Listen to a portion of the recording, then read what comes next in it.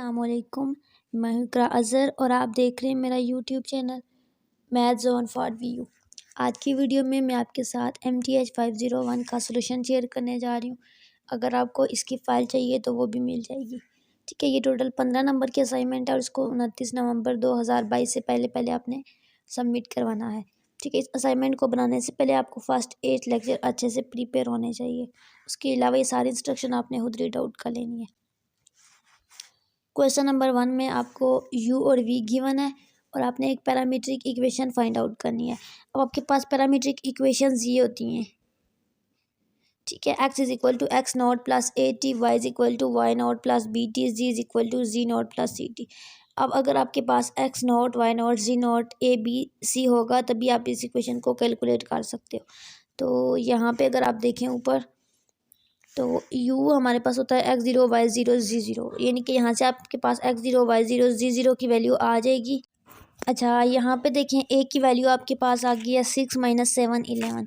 अब आप सोच रहे होगे a की वैल्यू कहाँ से आई है, तो है ये d is equal to A B C. तो आप ये d कैलकुलेट करोगे तो आपके पास ऑटोमेटिकली ए बी सी की वैल्यू आ जाएगी।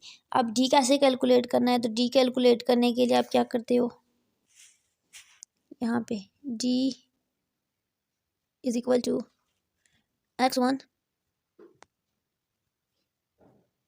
Minus x0, y1 minus y0, z1 minus z0।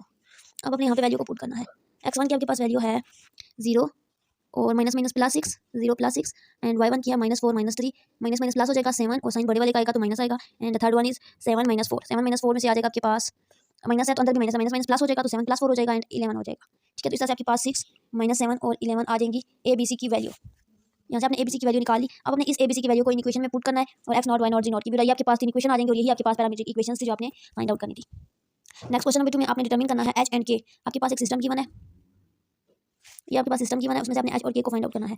तो सबसे पहले वाली इक्वेशन में आपने प्रूव करना है कि इसमें कोई सोल्यूशन है या यूनिक सोल्यूशन है या मेनी सोल्यूशन है, तीनों पार्ट में। ठीक है, सबसे पहले आपने इक्वेशन के साथ जो कॉन्स्टेंट थे, जैसे एक्स के साथ 1 था तो यहाँ पे इन सारे कांस्टेंट को एक मैट्रिक में लिख लिया। ऐसे जैसे आप क्रैमर रूल के मेथड से करते थे तो आप लिखते थे मैट्रिक की फॉर्म में। आपने मैट्रिक की फॉर्म में लिखा इन इक्वेशंस को और डी का मॉड लिया, डिटर्मिनेंट लिया।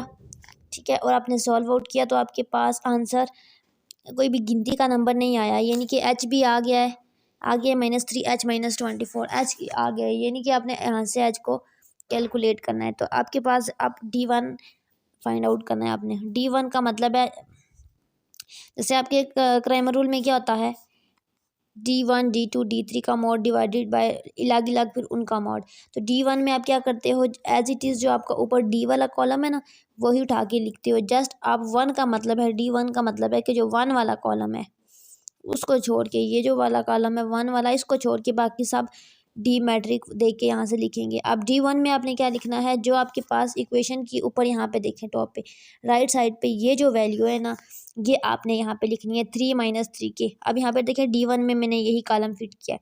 इसी तरह आपने इसका डिटर्मिनेंट लेना है तो आपके पास D1 का ये मॉड आ जाएगा।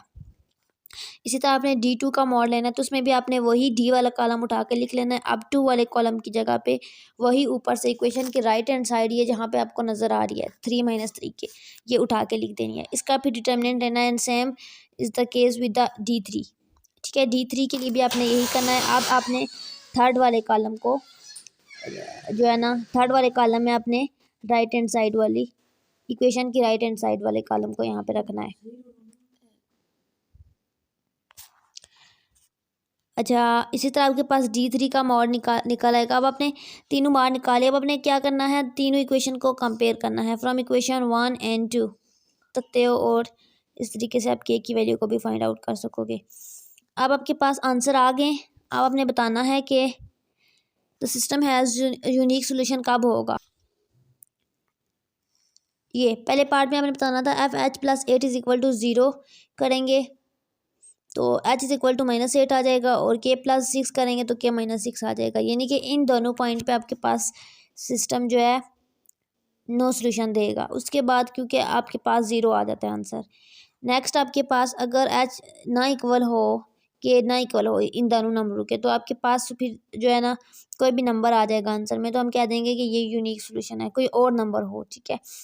इसी तरह अगर आपके पास h-8 हो, k-6 हो, तो RA = R0 = 2, देन आपके पास क्या होगा, सिस्टम हैज़ मेनी सोल्यूशन, तो सिस्टम के बहुत ज़्यादा सोल्यूशन निकल सकते हैं।